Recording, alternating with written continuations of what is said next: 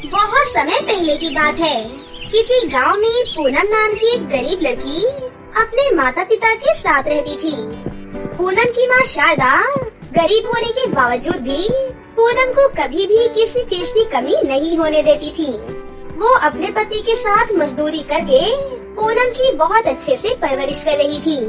फिर कुछ दिनों के बाद पूनम की शादी एक बहुत ही अच्छे परिवार में तय हो जाती है।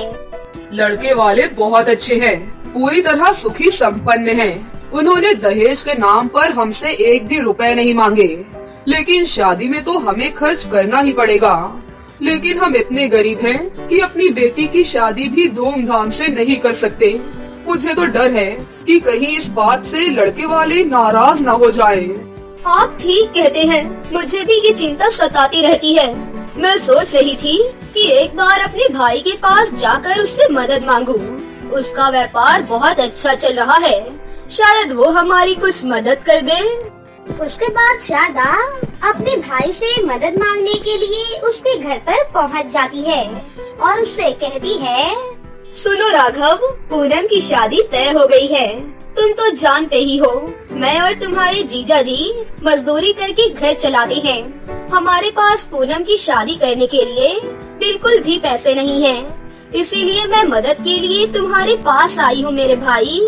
साधना की ये बात सुनकर उसकी भाभी रीनू बहुत ज्यादा नाराज हो जाती है और इशारा करके अपने पति राघव को कमरे में ले जाती है। मेरी बात कान खोल कर सुन लीजिए, अगर आपने अपनी बहन को पैसे दिए तो मुझसे बुरा कोई नहीं होगा। ये तुम कैसी बातें कर रही हो रीनू? शारदा मेरी सगी बहन है और पूनम मेरी भांजी है। मामा होने के नाते उसकी शादी में मदद करना मेरा फर्ज बनता है। देखिए, ये बड़ी बड़ी बातें आप अपने पास ही रखिए। मैं अब कुछ भी नहीं सुनना चाहती हूँ। अगर आपने अपनी बहन को एक भी फूटी कौड़ी दी तो सोच लेना।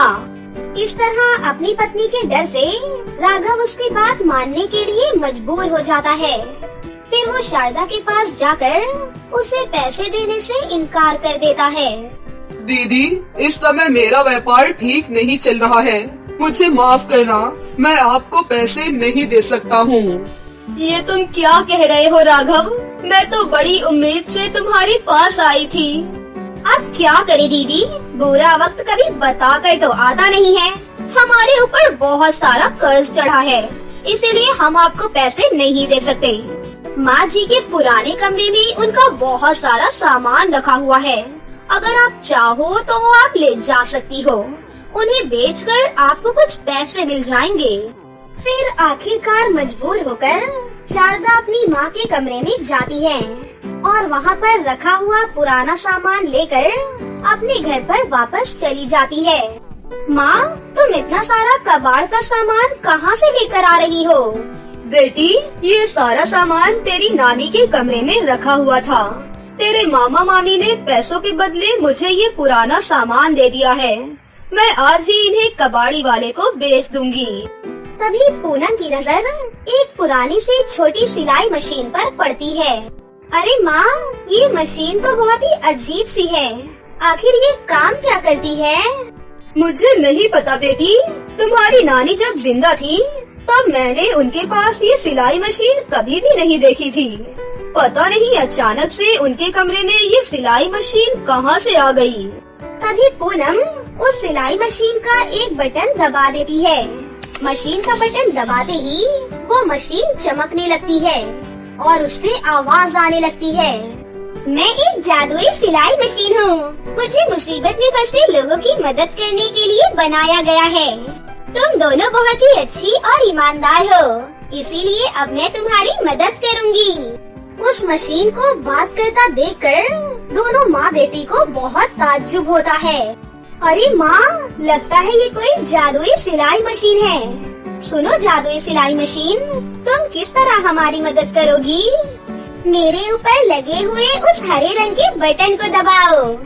ये सुनकर पूनम फौरन से जादुई सिलाई मशीन के ऊपर लगे हरे रंग के बटन को दबा देती है और अगले ही पल सिलाई मशीन के अंदर से एक सुंदर सा लहंगा बाहर निकलकर आ जाता है।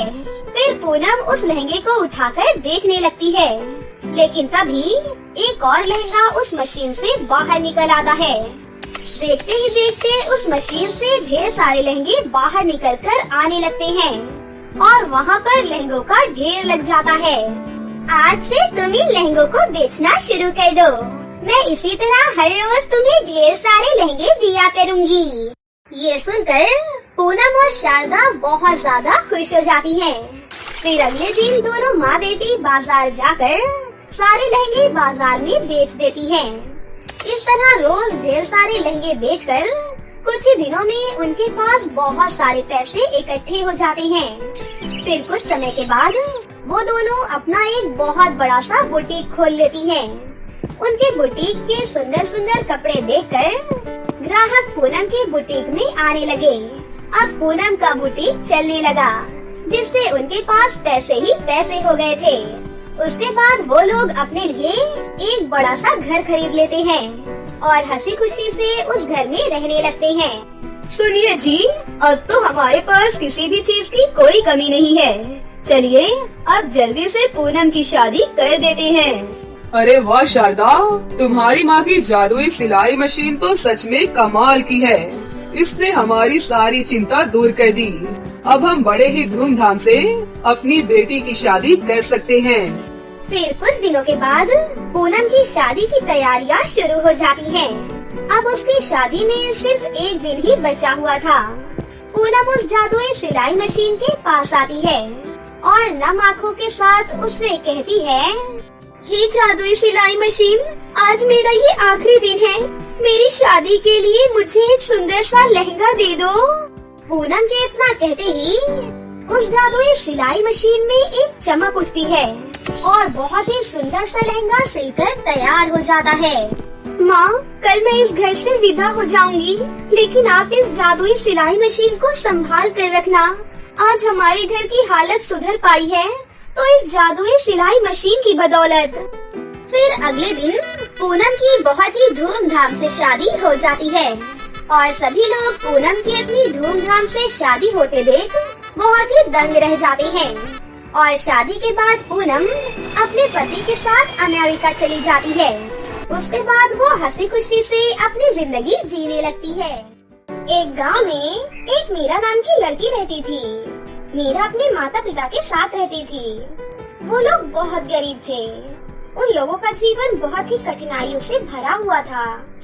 वो लोग इतने गरीब थे कि उनका अपने घर का ही खर्चा भी नहीं चल पाता था। यहाँ तक कि उनके घर में खाने के लिए भी कुछ नहीं था। पर मीरा को बचपन से ही सिलाई करने का बहुत शौक था, लेकिन गरीबी के कारण मीरा के घर में सिलाई मशीन नहीं आ रही थी, इसलिए वो सिलाई नहीं कर पाती थी। इस वजह से मीरा हमेशा उदास रहा करती थी। फिर एक दिन वो अपनी माँ के पास जाती है और अपनी माँ से बोलती है, माँ, मुझे सिलाई मशीन चाहिए।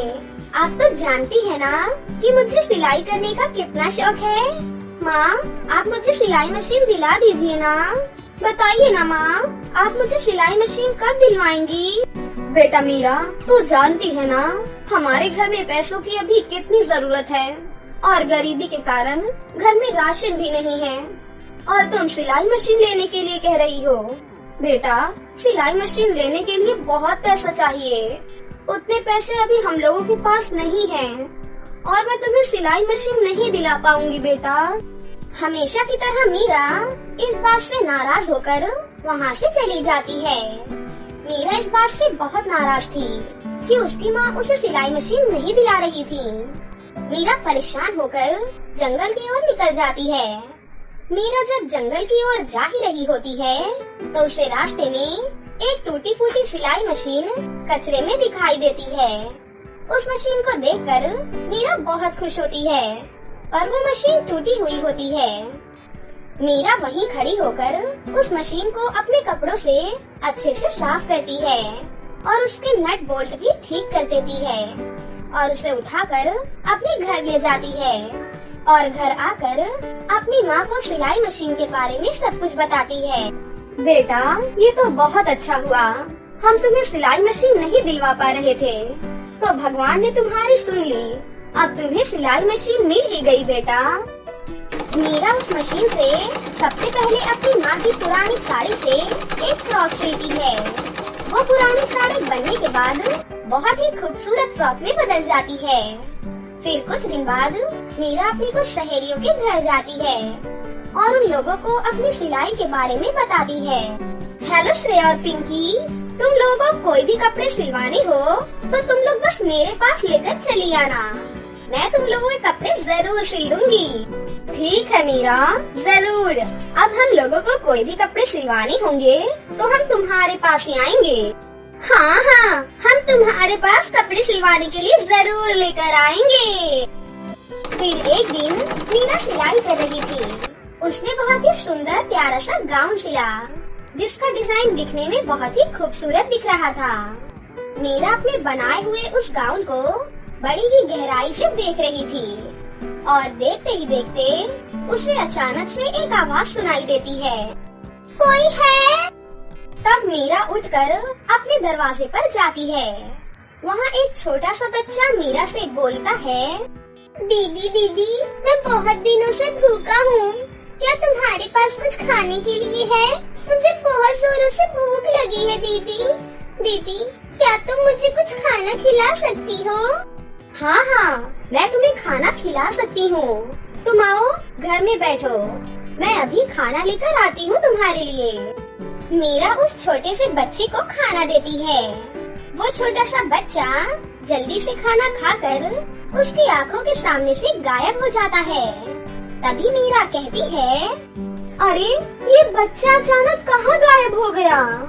मीरा को कुछ भी समझ में नहीं आता है कि वो छोटा सा बच्चा अचानक कहाँ गायब हो गया। फिर मीरा वापस कपड़े सिलने के लिए बैठ जाती है। फिर तुरंत ही उसकी दोनों सहेलियाँ उसके घर पर कपड़े सिलवाने के लिए आती हैं। जैसे ही उन लोगों की नजर मीरा के बनाए हुए उस गाउन पर जाती है, तभी उसकी एक सहेली मीरा से बोलती है, मीरा, ये गाउन तुमने सिला है क्या? ये दिखने में कितना सुंदर लग रहा है। तभी अपने मन में मीरा अपने आप से ही बोलती है, हैरान तो मैं भी हूँ, क्योंकि सिलाई तो मैंने कभी सीखी ही नहीं। सिर्फ मुझे सिलाई करने का शौक था, लेकिन मैंने इतना सुंदर गाउन कैसे बना लिया? फिर मीरा बोलती है, हाँ श्रेया, ये गाउन मैंने ही सिला है। ये लो मीरा, मैं ये कपड़ा लेकर आई हूँ। मेरे इस कपड़े से भी तुम इतना ही सुंदर गाउन बनाना, ठीक है? ठीक है श्रेया, मैं तुम्हें बिल्कुल ऐसा ही गाउन सिलकर दे दूंगी। लेकिन अब तो मीरा के साथ जैसे मानो कोई जादू ही हो रहा था। मीरा जैसे ही मशीन पर अपना कपड़ा सिलने के लिए लगाती है, तुरंत ही उसका कपड़ा सिलकर तैयार हो जाता है और अपने आप ही उन कपड़ों पर सुंदर सुंदर लेस, बॉर्डर और डिजाइन बनकर तैयार हो जाती है। वो कपड़ा इतना सुंदर बन जाता है कि जैसे मानो किसी परी के कपड़े हो। तभी उसकी माँ कहती है, अरे मीरा बेटा, तुम कितनी देर से कपड़े सिल रही हो?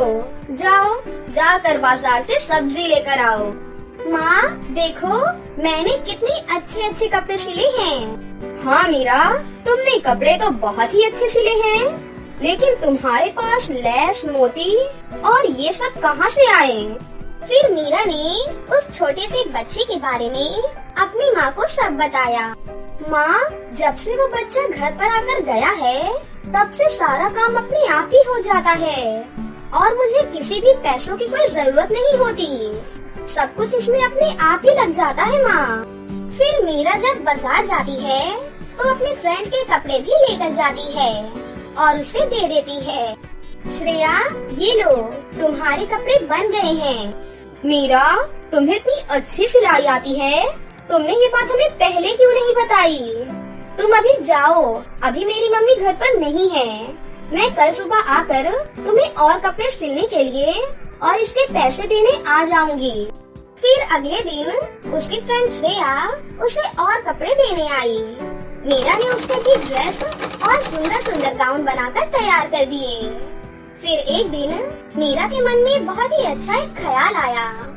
फिर वो अपनी माँ से बोली, माँ, मैं चाहती हूँ कि मैं जो कपड़े सिलती हूँ, आप मेरे उन कपड़ों के लिए एक दुकान खोल दीजिए। मैं अपने कपड़े सिल लूंगी और आप उसे बेच देना। इससे हमारे घर का खर्चा भी अच्छे से चलेगा और हमारे पास सब लोग आएंगे अपने अपने कपड़े सिलवाने के लिए। सबको पता चल जाएगा कि मैं इतनी अच्छी सिलाई करती हूँ और फिर हमें बहुत मुनाफा होगा, तो हम बहुत जल्दी अमीर भी हो जाएंगे। क्या कहती हो माँ? हाँ बेटा, तू बिल्कुल सही बोल रही है। हमें बिल्कुल ऐसा ही करना चाहिए। मीरा के कहने पर उसके माता पिता एक कपड़ों की दुकान खोलते हैं। उस कपड़े की दुकान से उन लोगों की बहुत ही अच्छी कमाई होती है और जल्द ही वो लोग बहुत अमीर बन जाते हैं। बड़ा मकान खरीद लेते हैं, घर की जरूरत का हर एक सामान खरीद लेते हैं। बल्कि अब तो गांव में सबसे बड़ा मकान उन्हीं का होता है। मीरा और मीरा की सिलाई मशीन की वजह से उनका पूरा परिवार बहुत ही खुशी खुशी रहता था। मीरा अमीर होने के बाद भी गरीबों की खूब मदद किया करती थी, क्योंकि उसे अपने पैसों पर बिल्कुल भी घमंड नहीं था और वो खुशी खुशी अपनी जिंदगी जीने लगी। महक किचन में खाना बना रही थी, तभी उसे घर के बाहर से आवाज आती है। अरे ओ रमा बहन।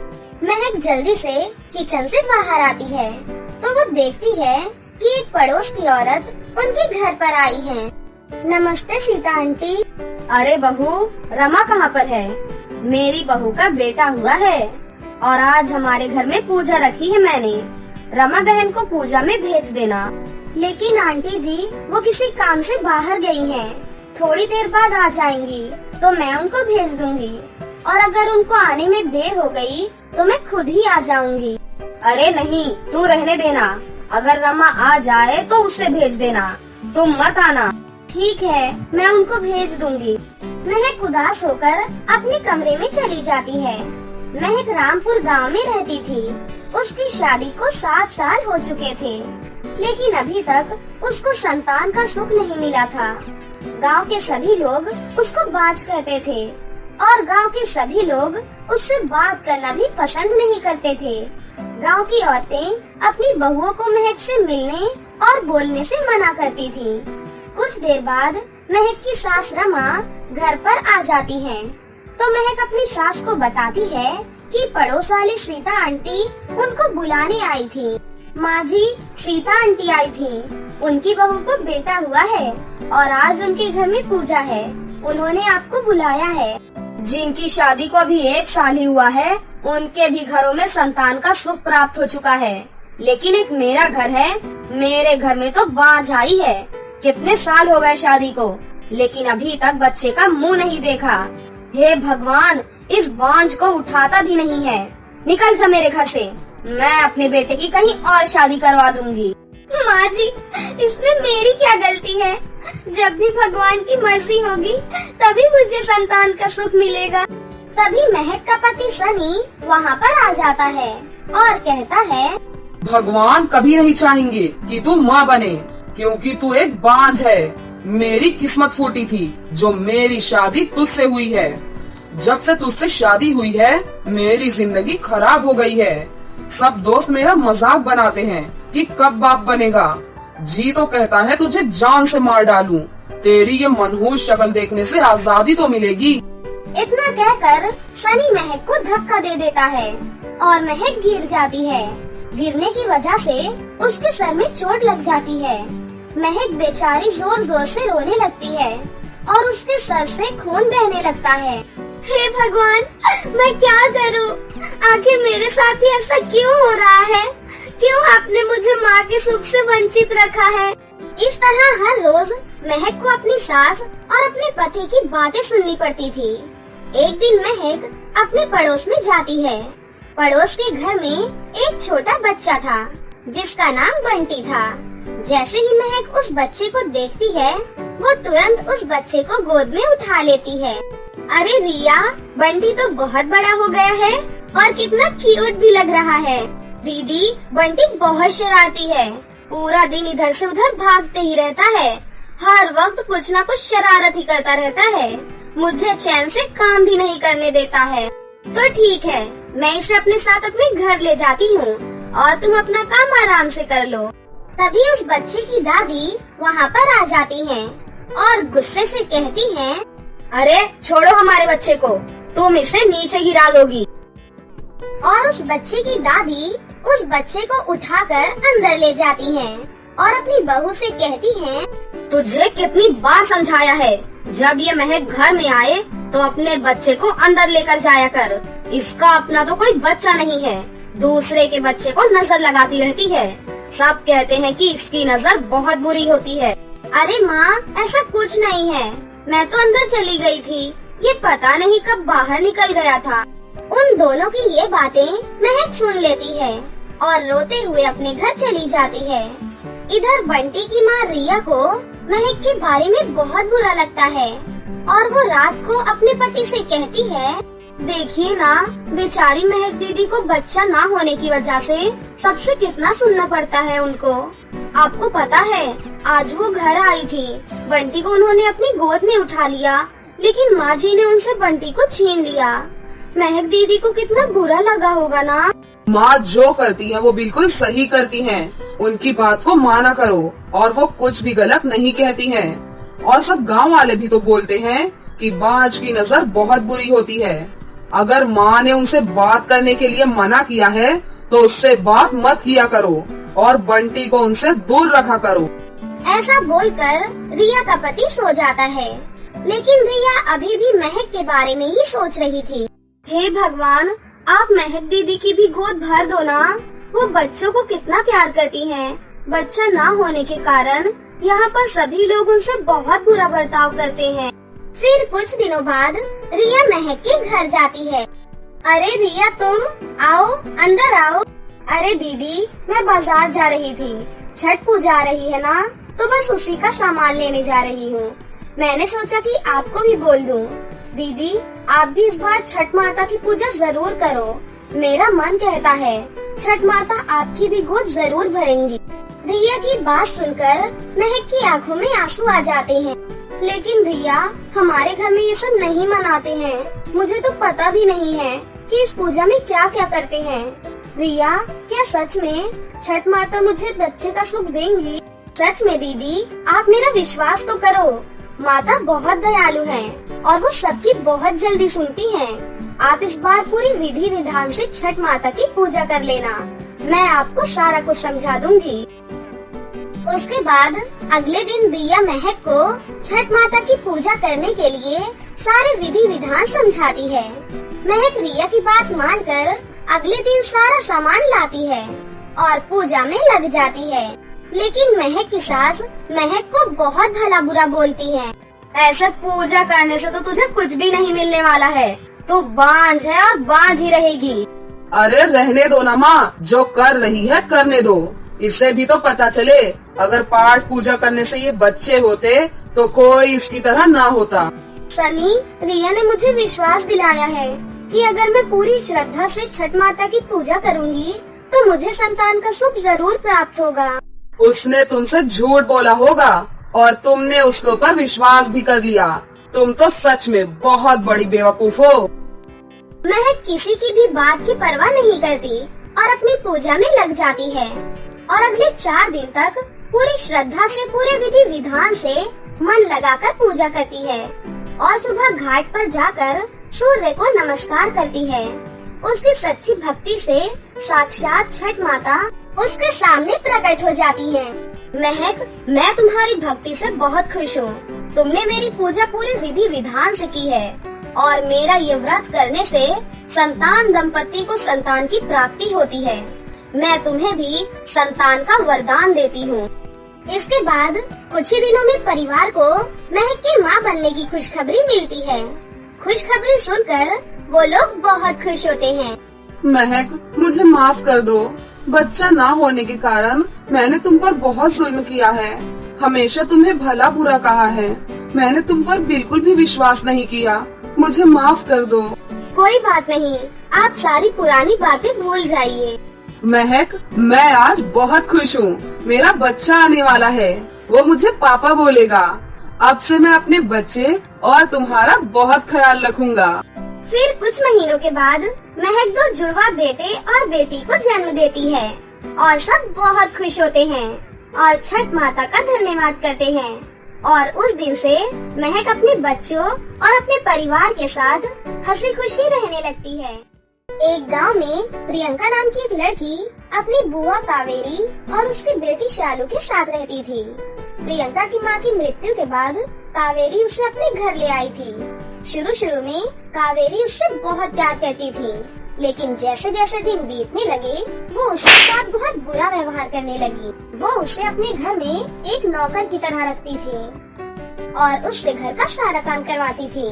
प्रियंका दिखने में बहुत खूबसूरत थी, वहीं शालू बिल्कुल भी खूबसूरत नहीं थी। माँ देखो तो, ये प्रियंका की बच्ची कितनी सुंदर है, मैं इसके जैसी क्यों नहीं हूँ माँ? अरे कोई बात नहीं बेटी, तू बिल्कुल चिंता मत कर। मैं तेरे लिए महंगी से महंगी क्रीम लेकर आऊंगी और महंगे महंगे कपड़े लेकर आऊंगी, जिससे तू बहुत ही खूबसूरत लगेगी। और रही इस गंवार प्रियंका की बात, तो इसे तो मैं नौकरों की तरह रख रही हूँ, घर का सारा काम करवाती हूँ इससे। उसके बाद इसकी इतनी औकात नहीं होगी कि ये तेरे सामने खड़ी भी हो सके। अपनी माँ की ये बात सुनकर शालू बहुत खुश हो जाती है। दोनों माँ बेटी प्रियंका से घर का सारा काम करवाती थी और उसे पढ़ने में बहुत मारती थी। अगर वो गलती से कुछ भी कर देती तो वो उसे उस दिन खाना भी नहीं देती थी। हे भगवान, मैं कहाँ फंस गई हूँ? देखो ना माँ, ये दोनों मेरे साथ कितना गलत व्यवहार करती हैं। पहले बुआ कितनी अच्छी थी, लेकिन अब तो ये बुआ चुड़ैल बन गई है। माँ, इस चुड़ैल बुआ से मुझे बचा लो माँ।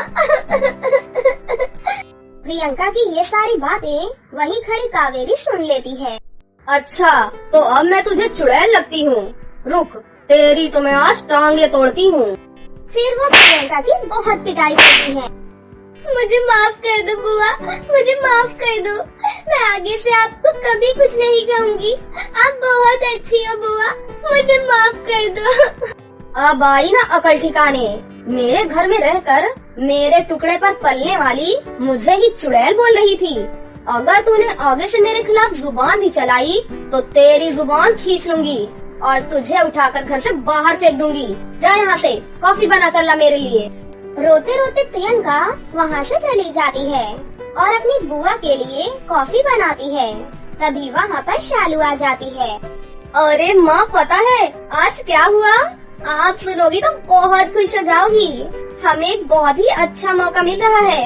इस मौके की मुझे कब से तलाश थी माँ। अरे बता तो सही, क्या बात है?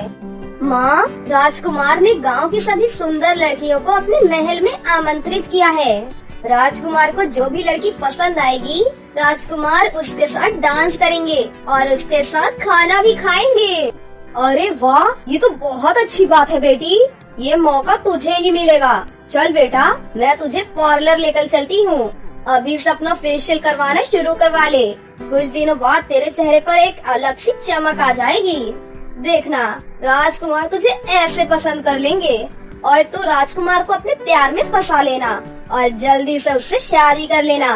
फिर मेरी बिटिया इस राज्य की महारानी बन जाएगी। दोनों माँ बेटी बहुत खुश हो जाती हैं। पास में खड़ी प्रियंका ये सारी बातें सुन लेती है।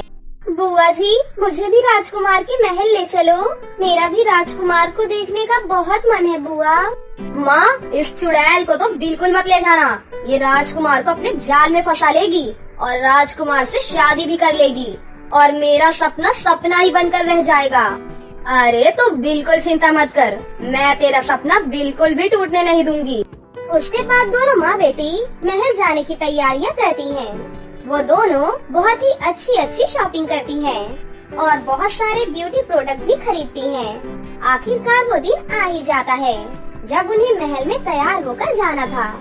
दोनों माँ बेटी महल जाने के लिए तैयार हो जाती हैं।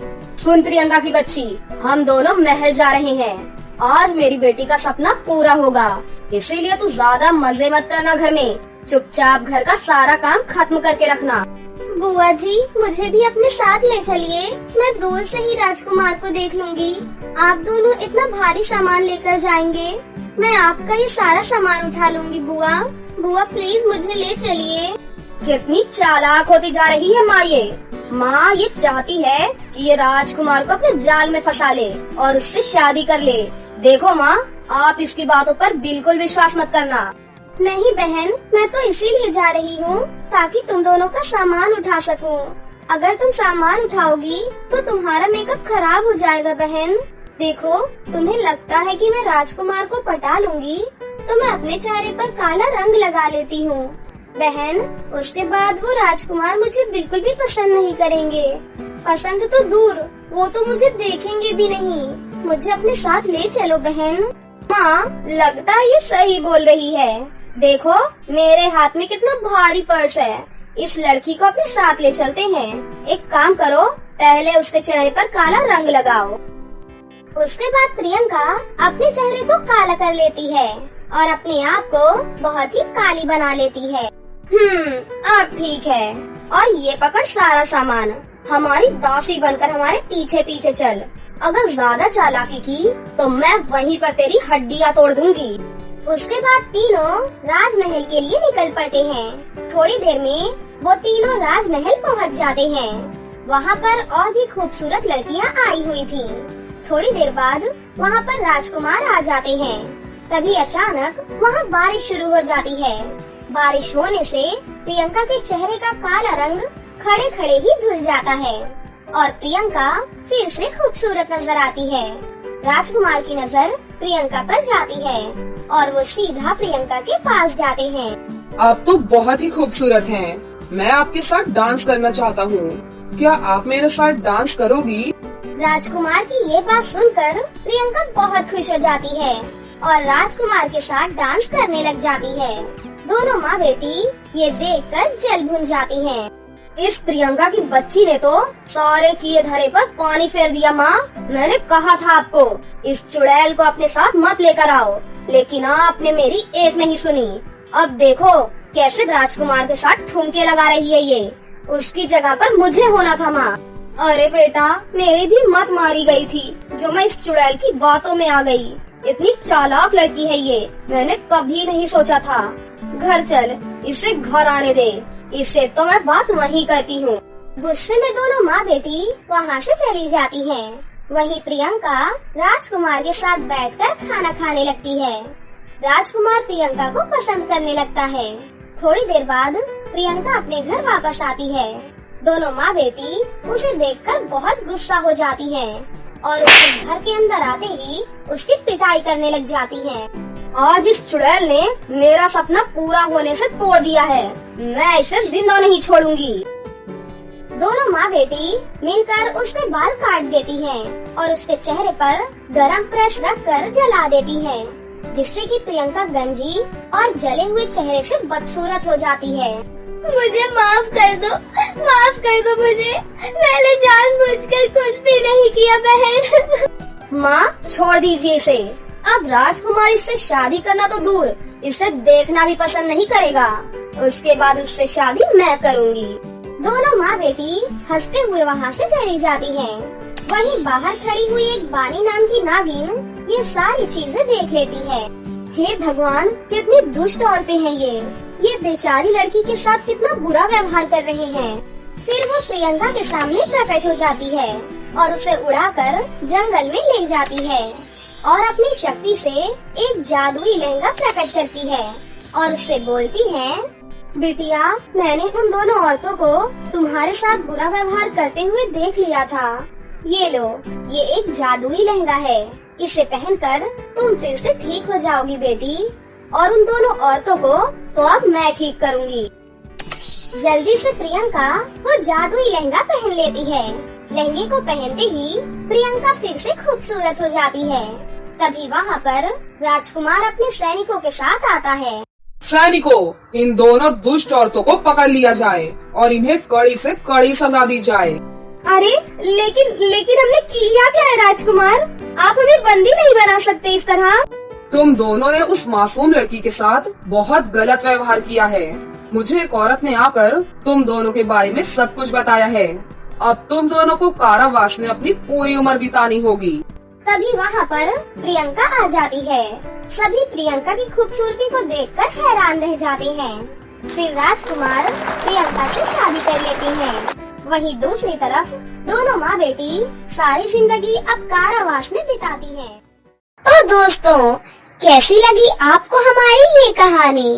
अगर आपको हमारी कहानी अच्छी लगी हो तो इसे जरूर लाइक करें, साथ ही हमारे चैनल को सब्सक्राइब भी कर लें और बेल आइकन को दबाना ना भूलें। मिलते हैं अगली वीडियो में।